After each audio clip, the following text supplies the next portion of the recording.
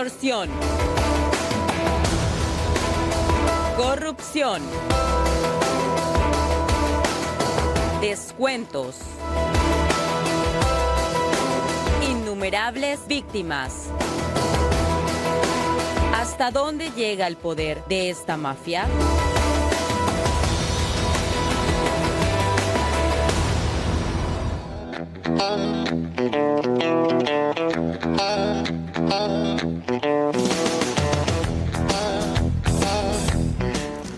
Muy buenas tardes, ¿cómo están? Ahora sí, bienvenidos a Puntos de Vista oficialmente. ¿Qué tal, Fer? ¿Cómo estás? Así es, ¿qué tal, Diego? ¿Cómo te va? Bien, bien, mes de junio, a ver cómo nos trata un poco con la información también. Sí, realmente, y qué manera de empezar, ¿verdad? Terrible. Con un caso tan terrible del cual ya hemos venido haciéndonos eco durante todo el transcurso de esta jornada, en el fin de semana también.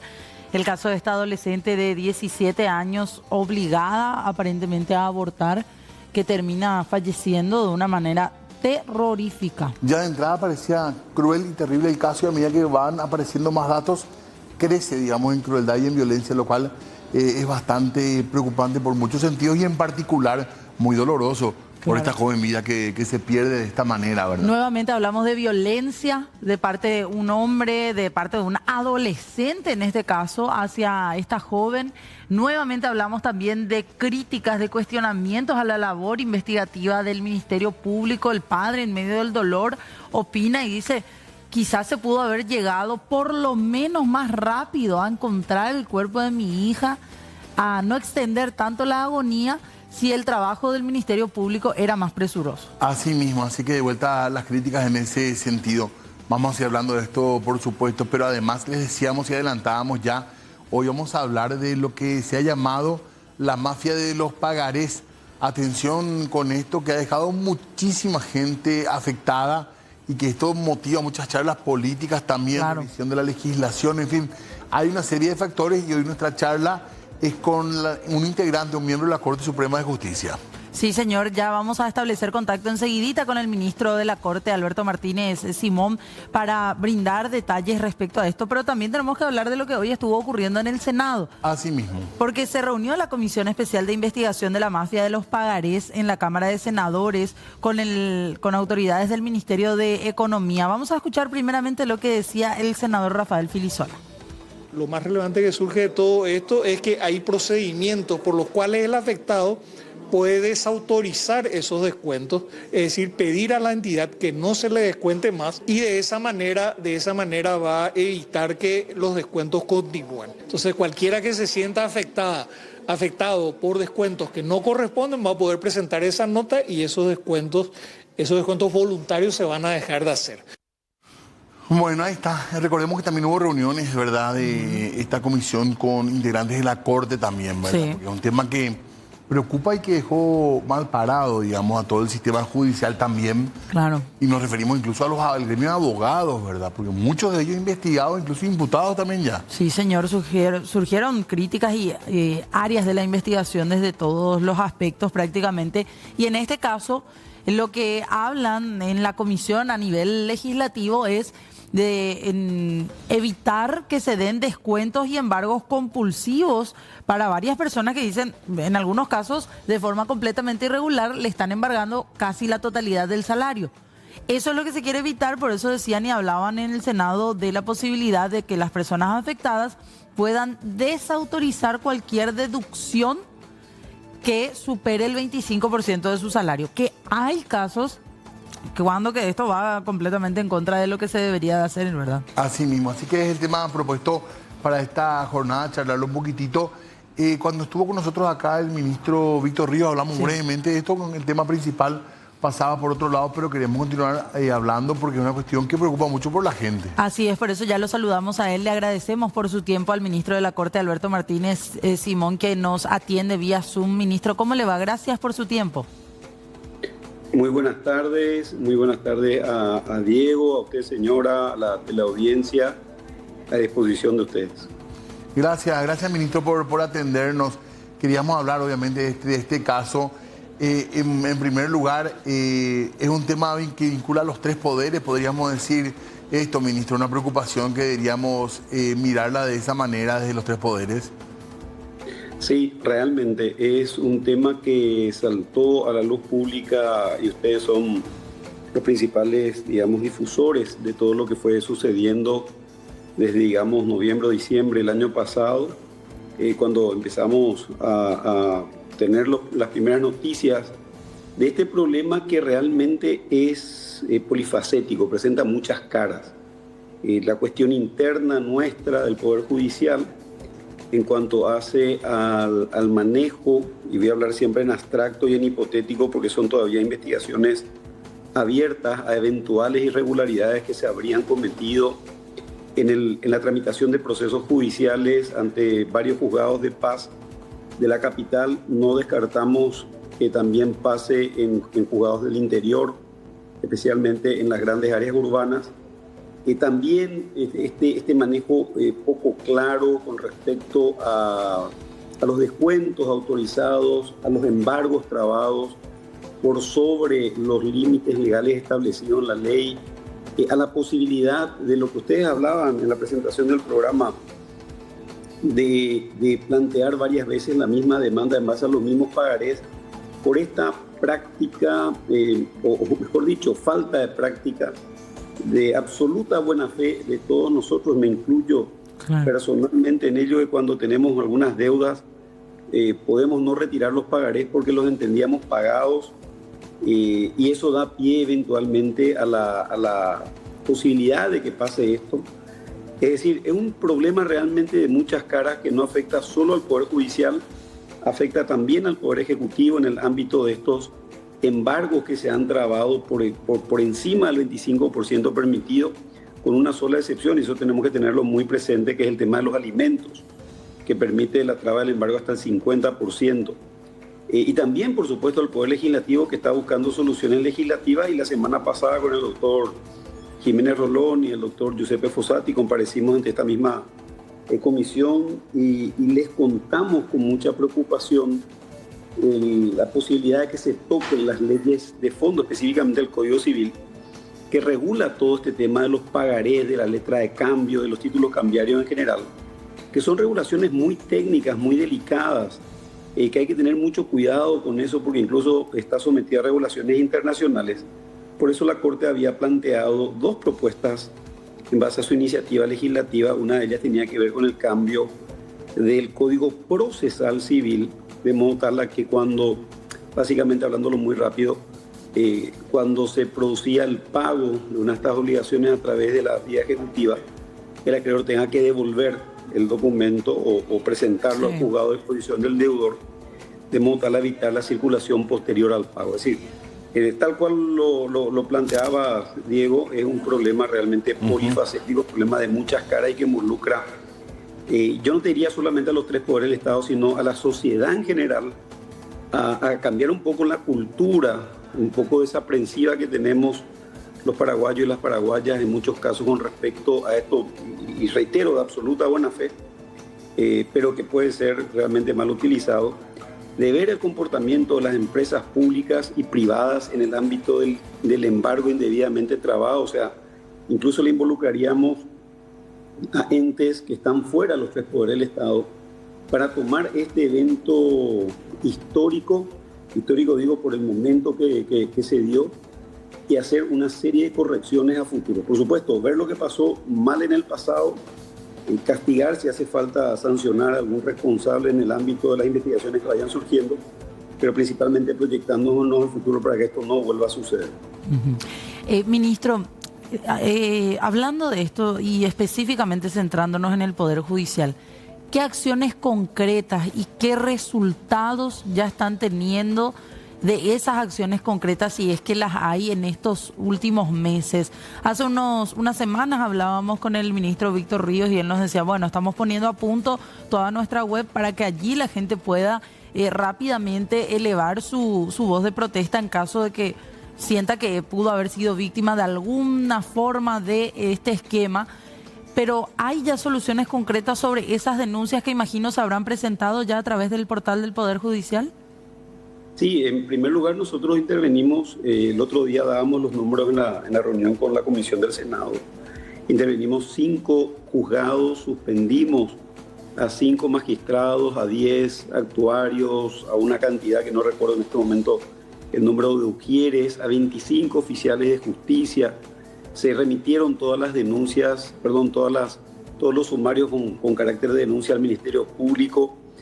Habilitamos, eso que decía el doctor Víctor Ríos, la posibilidad incluso de que se haga, no solamente para estos casos de los pagarés ante la justicia de paz, sino ante todo, cualquier tipo de denuncia que se pueda plantear en forma telemática, primero con un sistema, hasta tanto desarrollamos la plataforma web, primero con un sistema de correos electrónicos, de modo tal a que la persona no tenga que concurrir hasta el Poder Judicial a efecto de hacer la denuncia, a veces por el trajín de todos los días, por las ocupaciones propias de cada uno, no tienen tiempo de hacerlo. Luego planteamos estos 2 proyectos de ley, uno, como le contaba hace un rato, la modificación del Código Procesal Civil para apuntar a evitar este doble cobro, que se devuelvan los pagarés, que se presenten los pagarés a los juzgados, y también un segundo proyecto en el cual proponemos al Congreso la creación de entrada de 7 juzgados de paz más para Asunción, solo para Asunción, de modo tal a crear segundos y terceros turnos en varios de los distritos, lo que más carga tienen, incluso sin asignación presupuestaria. Esto significa que trabajaríamos con jueces en carácter de interino hasta tanto el Congreso y el Ministerio de Economía y Finanzas puedan afrontar el año que viene, si Dios lo permite, ya los sueldos definitivos, llamar a concurso a esos cargos, pero ya tener las unidades creadas al respecto. Después trazamos un plan de contingencia que está hoy en plena ejecución, y en esto tengo que ser muy claro. Nosotros no podemos decirle a los jueces qué tienen que hacer. Es decir, no podemos ordenarles, levanten los embargos o finiquiten las causas, etcétera. Pero sí pusimos un plan de contingencia en donde una gran cantidad de personas están trabajando ahora, de modo tal a revelar la situación.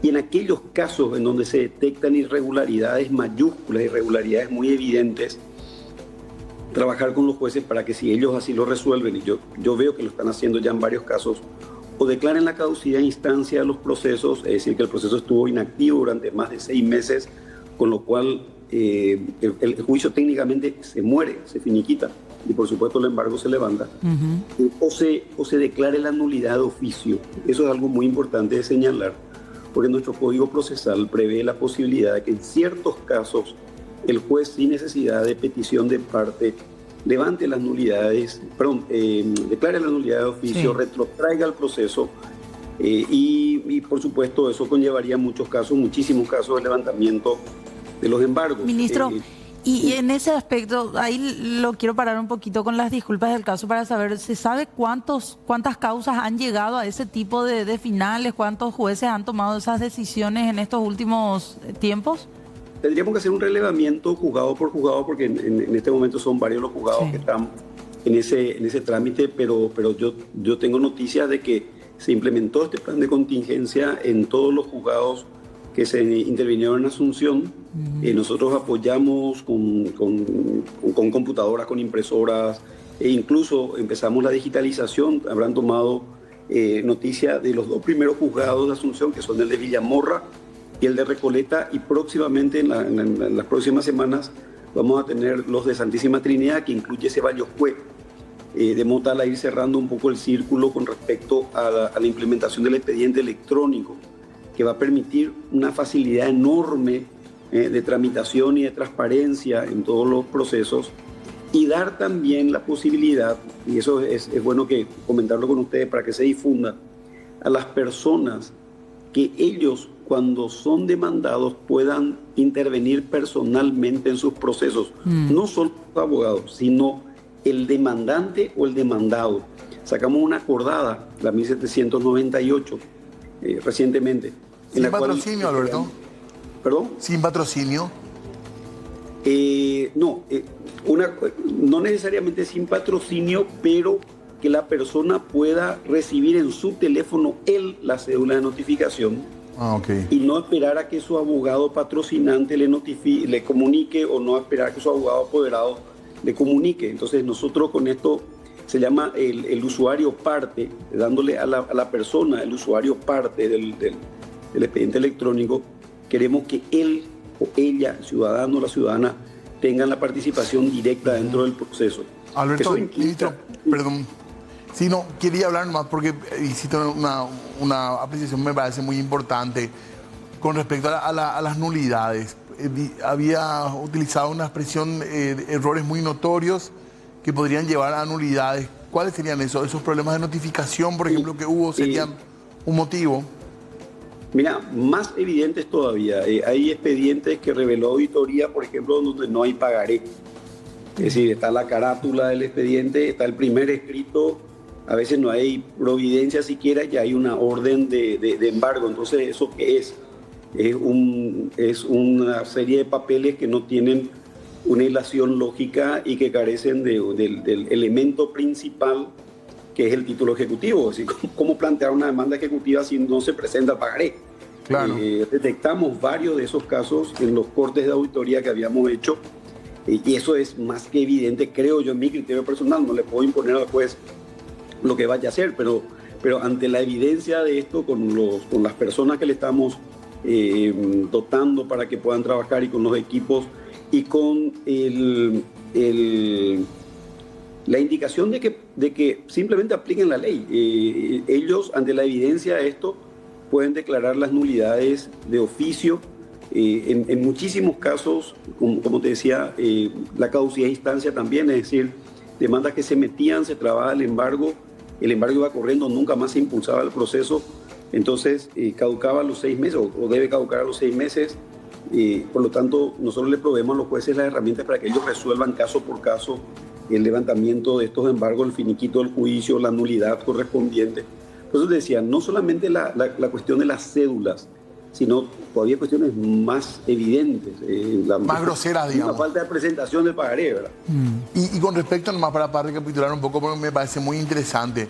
En primer lugar, la creación de nuevos juzgados de paz que se podrían ya dar, no digo de inmediato, pero sí este año, antes de que termine, digamos, antes de que inicie el estudio del presupuesto. Incluso lo otro que había hablado con los integrantes del Congreso tiene que ver con mucho cuidado al tocar la ley de fondo, digamos, de Correcto. Este tema.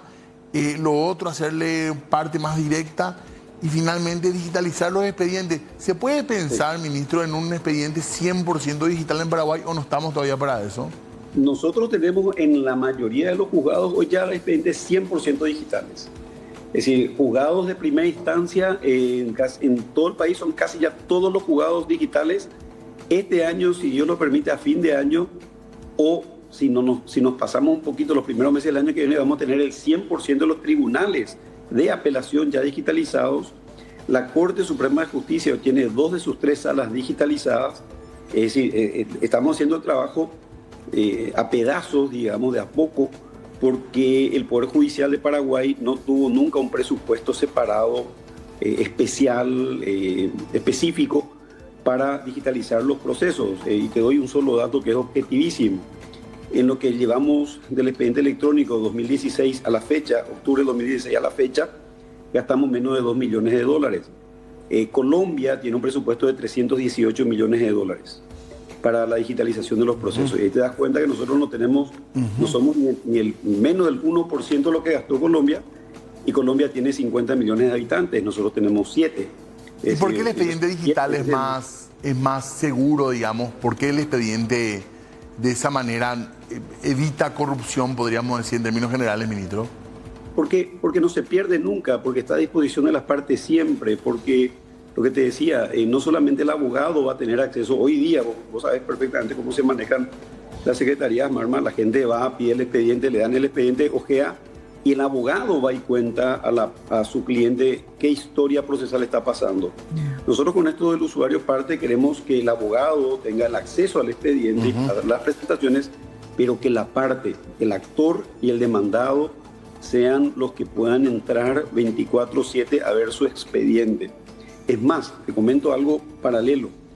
Ahora que estuvimos trabajando en el RUM, estamos desarrollando una herramienta que la vamos a aplicar también al ámbito judicial, en donde, te pongo a vos de ejemplo, cualquier persona que haga un trámite o un pedido de informe de condiciones de dominio con respecto a un inmueble, o un pedido de si está o no está en quiebra, con tu número de cédula, a vos te va a llegar a tu usuario parte, a tu celular, un aviso de gentileza contándote de que eso pasó. Entonces va a decir, ¿quién está pidiendo informes sobre mi casa? ¿Quién está pidiendo informes sobre mi auto? Sobre si yo llamé a una convocatoria de acreedores.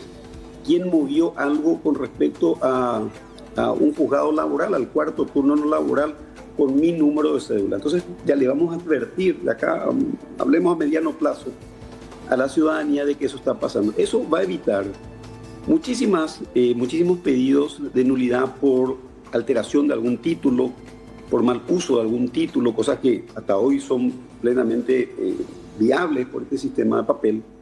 Y en los procesos judiciales pasa algo con el número de cédula de la persona, queremos que la persona se entere inmediatamente en su celular. De modo tal a que ya tome las precauciones del caso. Y por supuesto, con ese mismo número de cédula y una contraseña que va a ser personal y transferible, va a poder entrar a ver todos sus procesos, todos los procesos donde él sea actor o demandado, en cualquier momento. Entonces, es muy difícil ahí hablar de falta de transparencia, es imposible, yo creo. Y vamos a evitar muchísimas de estas historias y contrahistorias que muchas veces se cuentan a medias, porque el ciudadano, la ciudadana, el justiciable, la justiciable va a tener ese acceso directo a la información procesal o a la información de cualquier servicio que brinda el Poder Judicial. A eso estamos apuntando ahora a mediano plazo. Ministro, queremos reiterar el agradecimiento por su tiempo también y pedirle un momentito, tenemos que hacer una pausa y a la vuelta vamos a continuar hablando de este tema, ¿sí? Con mucho gusto. Gracias. Muchas gracias. Muy bien, seguimos en esta tarde-noche. Estamos hablando con el ministro de la Corte, Alberto Martínez Simón, del tema mafia de los pagarés, le decimos, ¿verdad? De manera rápida, porque ha sido un escándalo realmente lo que saltó. Claro. Yo quería volver un poco sobre algo que ya mencionaba el ministro y quería hacerle la consulta nuevamente. No me ponga a mí en el caso de embargo, porque ¿Qué pasa? No. Claro, no, pero el tema de embargos, decía el propio ministro, usted se mostraba sorprendido cuando la semana pasada se reunía con los senadores, la senadora Esperanza Martínez comentaba un caso de una persona que prácticamente no ve su salario hace años porque le embargan el 100%, pese a que la ley dice que solo te pueden embargar hasta el 25%. ¿Qué hacer en esos casos? O sea, hay una investigación a realizar también en ese sentido del por qué esto ha sido permitido por autoridades del Poder Judicial, ministro.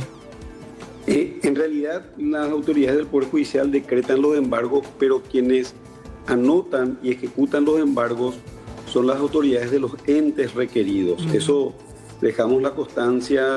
Realmente fue una conversación muy amena la que tuvimos y muy productiva la que tuvimos la semana pasada, en donde le decíamos, no se puede embargar el 80%, el 100% a una persona, porque normalmente el empleador, por llamarlo de una forma bien amplia, cuando recibe el embargo, anota el primer embargo que entra.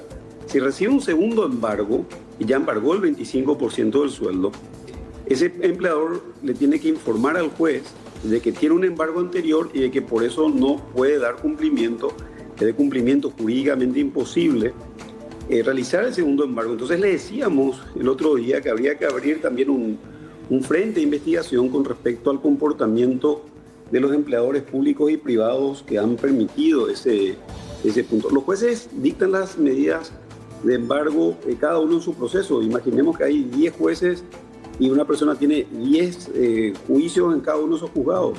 El juez del primer turno no va a saber lo que hace el del segundo, ni el del tercero, ni el cuarto, ni el quinto, porque no tiene conocimiento de esos juicios. Y aunque esos 10 juicios cayeran en el mismo juzgado, el mismo juzgado le embargaría 10 veces a la persona y es quien ejecuta el embargo que tiene que dar cumplimiento con la restricción legal, y ahí lo que correspondería es que le informe al segundo, al tercer juez, al cuarto juez, al quinto juez, etcétera, que la existencia de embargos previos e ir anotando de modo tal que cuando se cura el primer embargo pasará al segundo embargo y así sucesivamente. Ese es un tema que digamos, no corresponde la solución al Poder Judicial, sí corresponde la solución a los empleadores. Y tratándose de empleadores públicos, por ejemplo, las giradorías de los ministerios o las direcciones de recursos humanos, de capital humano de los ministerios, eso es lo que es el lugar donde habría que solucionar es ese de montar hacer un sistema que no permita estos embargos por encima del 25%, tratándose de obligaciones pecuniarias comunes. Sí. Por eso les decía, la excepción es el tema de los alimentos. Pues si llega un alimento, ahí tiene un régimen especial, incluso el embargo puede ir hasta el 50%. Pero acá tenemos que ser muy claros al, digamos, diseñar el escenario. Los jueces decretan los embargos, pero si el empleador recibe, puede ir sumando los embargos hasta cerrar la totalidad del sueldo. Eso, si se dio así, es una malísima práctica de los empleadores que han permitido esos embargos, que se han trabado esos embargos por encima del límite legal. Y en ese sentido también un poco hoy decía el ministro de Economía, no hay que apuntar solamente aquí a los embargos, sino hay que ir hacia esas asociaciones de empleados también que forman parte de este esquema. ¿Usted cree o está en la misma línea? No, mire, leí las declaraciones, me llamó mucho la atención un número que dio el ministro de Economía, decía solo el 3% de los 77.000 jubilados tienen embargo, sin embargo hay 38.000 autorizaciones de descuentos. Un número llamativo, es decir, más de la mitad o la mitad de estos señoras jubilados tienen autorizaciones de descuentos a las asociaciones o a los funcionarios públicos, y tenemos solamente un 3% de 77.000 jubilados con el embargo sobre las remuneraciones. Sí. Entonces es un hecho muy llamativo. Ver también el ámbito de las autorizaciones. Por eso les decía al principio de la conversación, es un problema que tiene demasiadas caras. Es decir, hay una cara en el Poder Judicial, sí. Hay un problema o existe todavía en trámite de solución, pero existió y lo estamos trabajando en el Poder Judicial, pero hay un problema también en muchos ámbitos, en el ámbito de los descuentos por los embargos, en el ámbito de las autorizaciones, en el ámbito de las autorizaciones de retención de sueldo, en el ámbito de la cultura de todos nosotros, de no tomar los recaudos básicos de recuperar el pagaré y ponerle cancelado o destruirlo, en las devoluciones de esos títulos que no se hacen, que justamente es lo que queremos con uno de los proyectos de ley que presentamos como Corte Suprema de Justicia, sí. Modificando el Código Procesal Civil, demasiadas caras y seguramente aparecerán o existirán otras también. Ministro, para ir terminando nomás, porque se nos acaba el tiempo lamentablemente, esta interesante charla, esto afectó muchísimo a la imagen del Poder Judicial. ¿Cómo siente usted como parte integrante hace mucho tiempo del Poder Judicial en sí, ministro? Como decimos, la mafia de los pagarés, y realmente es un montón de gente, mucha de ella muy desprotegida en términos económicos, que está afectada y que seguramente no siente el cuidado de la justicia como a lo mejor debería ser. ¿Cómo cree, ministro, que le afectó esto a la imagen del Poder Judicial o le está afectando?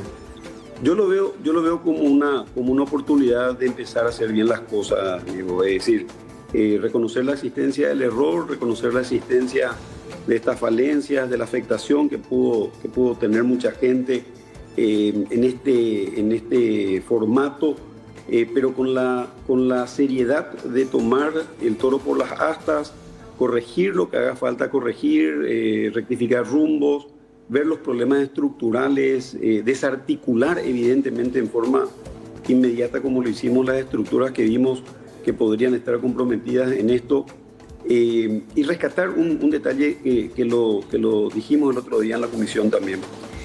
Yo soy un convencido de que la gran mayoría, y vos pasaste por esos pasillos, Diego, de que la gran mayoría de los operadores de justicia, los jueces y los funcionarios son personas honorables. Pueden existir y existen personas que no honren la toga y personas que no honren el cargo de funcionario judicial, por supuesto que sí.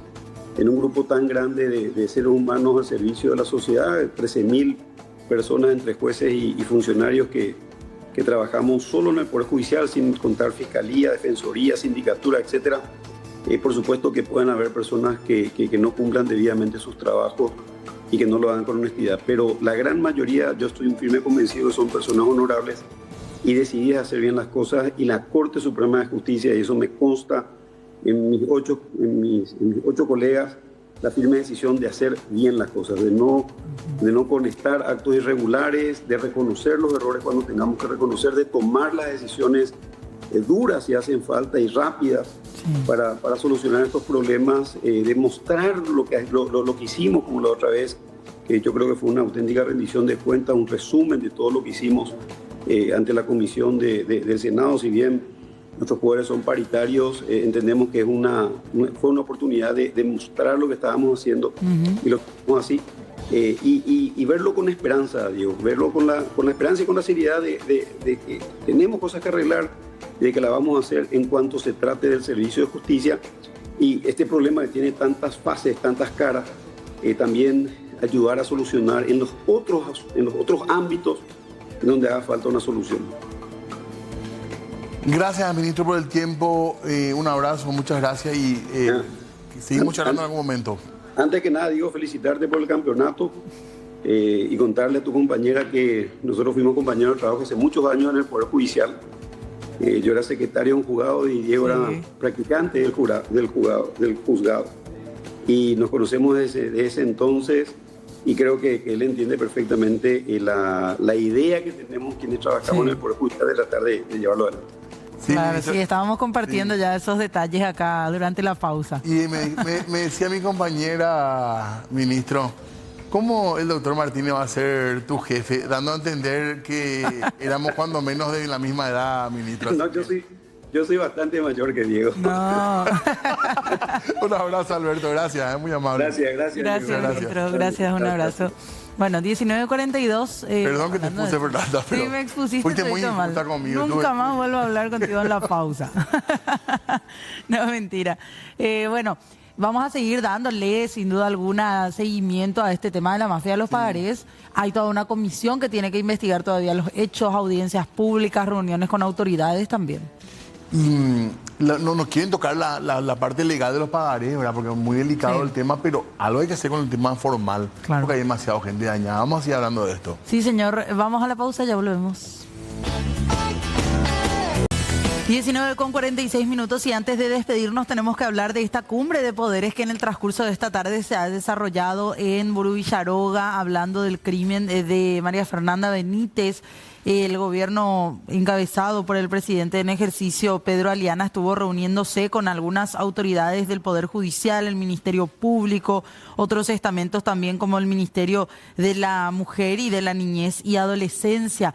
En este caso se reafirmó el compromiso de establecer una condena ejemplar. En este caso se instó al Ministerio Público y al Poder Judicial a asegurar una pronta resolución en este terrible hecho para que no haya impunidad en la muerte de esta adolescente de 17 años que conmociona no solamente a la ciudad de Coronel Oviedo, sino a todo el país. Se habló también de reforzar todo lo que tiene que ver con educación sexual integral en las instituciones públicas, así que a tener en cuenta también todo esto a lo que se ha llegado en esta reunión. Bueno, las primeras reacciones del poder político, ya vamos a seguir hablando de este caso, lamentablemente. Además, les queríamos mostrar unas imágenes y compartir con ustedes la posibilidad que alguien nos pueda ayudar a encontrar y a denunciar también el robo de una moto. Esto pasaba en Aregua, en zona de Yuquiri, y estamos hablando de esta moto que fue robada. Y tenemos un teléfono de contacto 0972-641020. Ahí estamos compartiendo con ustedes cómo se da este robo, reiteramos, en zona de Aregua. Así que ya tendremos más información o más datos también para ver si alguien puede ayudarnos a localizar esta motocicleta.